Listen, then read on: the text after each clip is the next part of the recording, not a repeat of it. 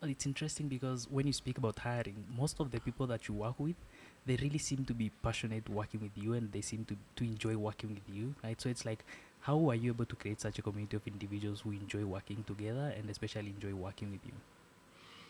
Um, well, firstly, I prioritize it. I prioritize hiring. I prioritize building teams. I believe that no one can achieve anything great by themselves. Everything happens as a team and communities with others. So I invest a lot of my personal time in finding great people. I spend about 50% of my time hiring. I don't delegate it to the HR department. I think it's the most important thing that, as a leader, you need to do is to decide who joins your organization.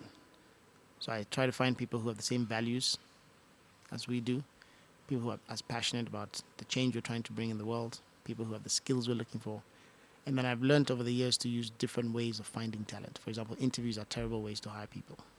You know, you need to give them assignments and do reference checks and maybe, if possible, do an internship with them first, so you get to learn how they actually do the job, not what they say they can do. Right? And these are different ways in which I use to identify great people.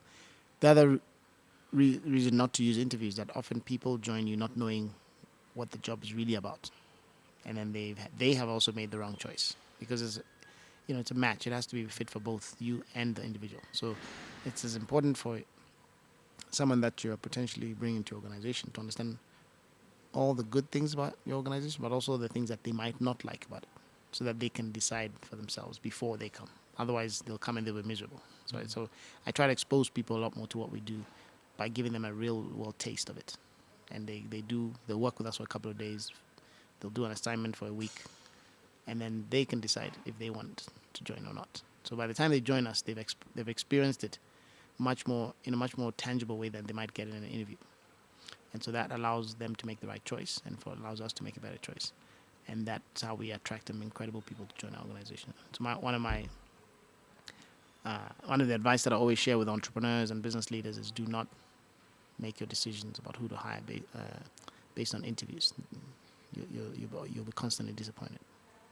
Yeah, and because I think most of the times also people usually miss out on interesting and amazing people they could work with simply because they're asking wrong questions when it comes to interviews, and probably other people can't really explain themselves as how you can. Exactly, exactly. Or they are very good at explaining themselves, and then they actually can't deliver. They can't. Right. So they've mastered the art of interviews, and they know how to say things that they think you want to hear. But Yeah. then you actually hire them, and they can't deliver on the job. But if you've actually given them an assignment, uh, even if it's a test assignment, right, or you've had them do an interview, an internship, or they've worked with you for a temporary basis for a month, they can't hide who they are, and you can't hide who you are as an organization either.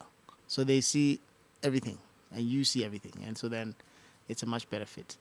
And you mentioned building communities here. One of the reasons why I personally believe it's so important to build communities is because um, we're trying to drive change, and as I said, no one can do anything alone. So um, our philosophy of developing leaders in the African Leadership Group is that leaders are developed when three things come together.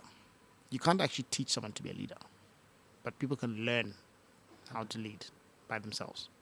Similar to the fact that you can take a horse to the water, but you can't force it to drink. Right? So we think there are three things that need to come together that maximize the likelihood of someone learning leadership on their own. The first is you need to have potential.